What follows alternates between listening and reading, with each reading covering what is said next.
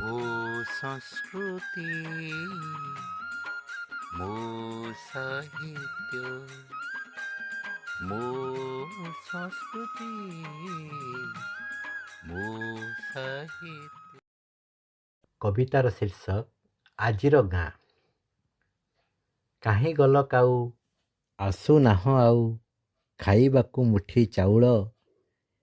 ବିଦେଶରେ କାନ୍ତ ମନ ହନ୍ତ ସନ୍ତ, ହୁଏ ମୋର କାହିଁ ପ୍ରବଳ। ଦୁଇ ମୁଠା ମୁଠି ଚାଉଳକୁ ନେଇ ବାଁ ଡାଁ କରି ରଖିବି।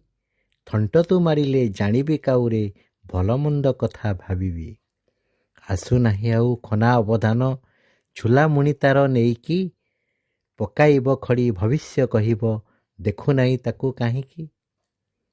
ଶୁଭେ ନାହିଁ ଯୋଗୀ କେନ୍ଦେରାର ସ୍ୱର, ଗାଁ ଦାଣ୍ଡେ ତାର ଗୀତର ଝଙ୍କାର। ଗୋବିନ୍ଦ ଚନ୍ଦ୍ରର ଗାଥା ଶୁଭୁନାହିଁ, ଗାଁ ପାଲଟିଛି ସହର। ଚକୁଳିଆ ପଣ୍ଡା ହାତେ ଧରି ଛତା, ଆସୁନାହିଁ ସେ ଗାଁକୁ। ଧର୍ମ କର୍ମ ସବୁ ଚୁଲିକୁ ଗଲାଣି, ନ ମାନନ୍ତି କେହି କାହାକୁ। ଧୋବା ଭଣ୍ଡାରିଏ ବେଉସା ଛାଡ଼ିଲେ, ବିଦେଶରେ ଯାଇ ଦାଦନ ଖଟିଲେ। ଆସୁନାହାନ୍ତି ସେ ଗାଁକୁ, ଭୋକ ଉପାସରେ ମରିବା ଅପେକ୍ଷା ପେଟ ପାଇଁ ଗଲେ ଦୂରକୁ। ଦୁଃଖୀ ରଙ୍କି ଶୋଷୀ ମନେ ଭାବି କିଛି, ଆସୁନାହାନ୍ତି ସେ ଗାଁକୁ। ଗାଁ ଢିଏ ଏବେ ବିଲୁଆ ଡେଉଁଛି, ପଚାରୁଛି କିଏ କାହାକୁ।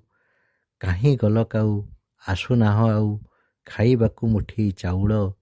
ବିଦେଶରେ କାନ୍ତ ମନ ହନ୍ତ ସନ୍ତ, ହୁଏ ମୋର କାହିଁ ପ୍ରବଳ, ହୁଏ ମୋର କାହିଁ ପ୍ରବଳ।